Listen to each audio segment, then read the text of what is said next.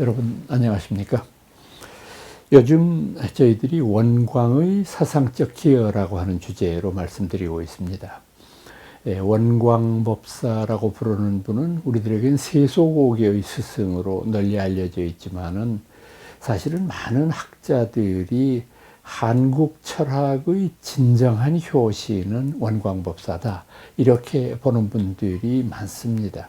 그래서 뭐 좀 오래된 책이기는 하지만은 박종홍 교수 서울대학에 계셨던 그분이 한국 철학사를 썼을 때도 원광부터 시작을 하는 그런 그 형편이었고, 또 저도 또한 한국 불교 철학의 흐름을 이해할 때는 원광이 그 효시였다고 생각을 합니다. 그래서 이 원광이라고 하는 분이 세속오개 이외에 또 어떤 다른 그 불교적인 어떤 기여를 했느냐 했을 때 제일 먼저 눈에 띄는 것이 점찰보의 정착이라고 하는 것입니다. 점찰보, 제가 뒤에 그 보자를 쓴 것은 보배할 때 쓰는 보자거든요. 그 보는 신라의 경우에는 무슨 의미로 쓰였느냐 하면은 신행결사라고 하는 의미로 쓰여졌어요. 그러니까 이제 신라 시대의 신행결사 모임의 가장 대표적인 것은 오대산 신앙 같은 것을 들 수 있죠. 오대산이라고 하는 오대는 이 중앙에 중대를 놓고 동서남북의 4대를 합하니까 오대라고 그러고, 그 각 방위와 중심부에는 특정한 불보살님들이 계신다. 그러니까 그 불보살님들을 염하면서 기도하는 모임이 신라 때 아주 성행했죠. 그러니까 중대의 경우에는 법신불이신 비로자나 부처님이 계신 걸로 이해를 하고, 동서남북에는 서쪽은 뭐 얘기할 것도 없이 아미타 부처님 계신 데고요. 동쪽은 흔히 약사 유리광 열애 같은 어른이 계시는 걸로 이해를 합니다. 북쪽은 주로 미륵을 상정을 하고, 남쪽의 경우에는 서가모니 부처님을 상정하죠.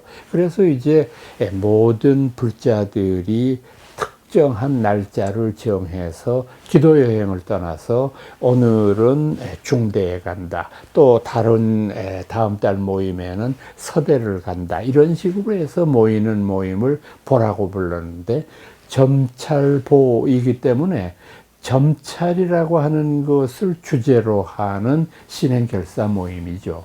이 점찰이라고 하는 용어는 우리 불교의 경전 가운데 점찰 선악 업보경이라고 하는 2권짜리 경전이 있습니다.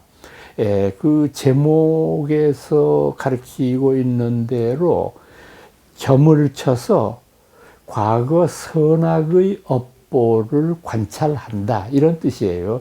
물론 여기에 점을 친다는 말이 들어있어서 혹시 또 마음속으로 좀 언짢게 생각하는 분들이 계실런지도 모르겠습니다만은, 이것은 아주 불교의 독특한 참회 의례의 한 수단입니다. 그러니까 점을 쳐서 전생과 금생의 업보를 관찰한다 라고 하는 것보다도 그것을 통해서 얻어진 결과물을 놓고 그것을 참회하는 모임이라고 이해하시면 됩니다. 이건 굉장히 중요한 종교의 의례 가운데 하나죠. 왜냐하면 종교라고 하는 것은 겸양과 정직과 참회, 이 가장 중요한 기본으로 생각하는 거거든요. 종교인이 교만하다거나 종교인이 많은 부를 누린다거나, 이건 전부 어떤 종교든지 마찬가지입니다. 이것은 절대 허용되지 않는 것이죠.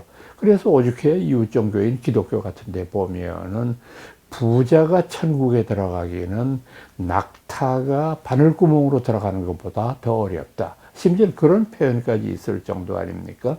그러니까 우리 불교의 경우는 두말할 나위도 없고요. 출가한 스님네들에게 청빈과 검약을 목숨처럼 지키라고 말씀했던 종교였기 때문입니다. 그래서 이 점찰선악업보경의 내용을 보면 점이라는 글자에 너무 집착할 필요가 없이 굉장히 경전의 내용이 대승정신을 담고 있는 그런 경전이라는 걸 알 수 있어요.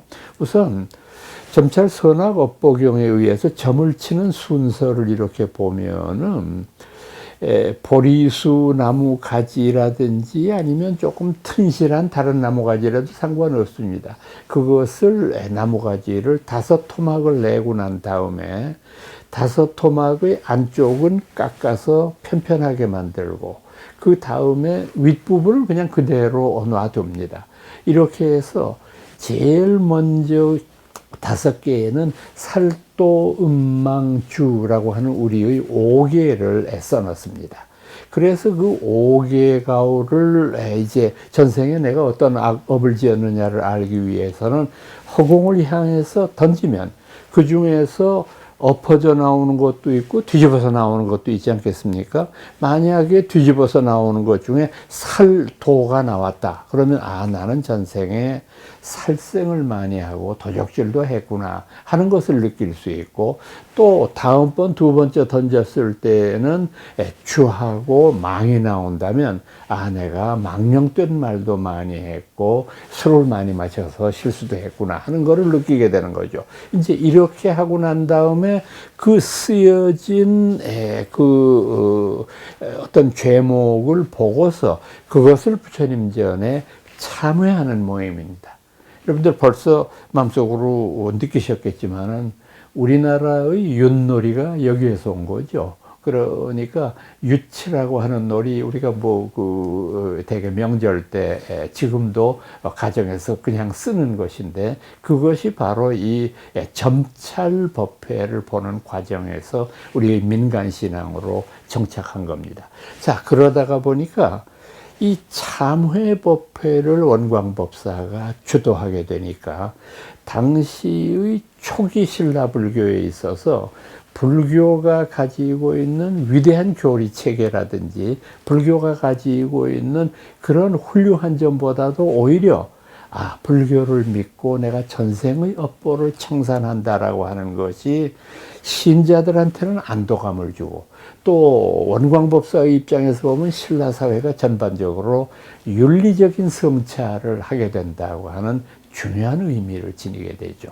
이런 점찰 선악업보교를 정찰시킨 인물이 바로 우리의 원광법사고, 그로부터 300년쯤 지나고 난 다음에 신라 통일 이후에는 진표라고 부르는 위대한 승려가 출현해서 다시 점찰보를 부흥시키는 그런 경우를 살펴볼 수 있습니다.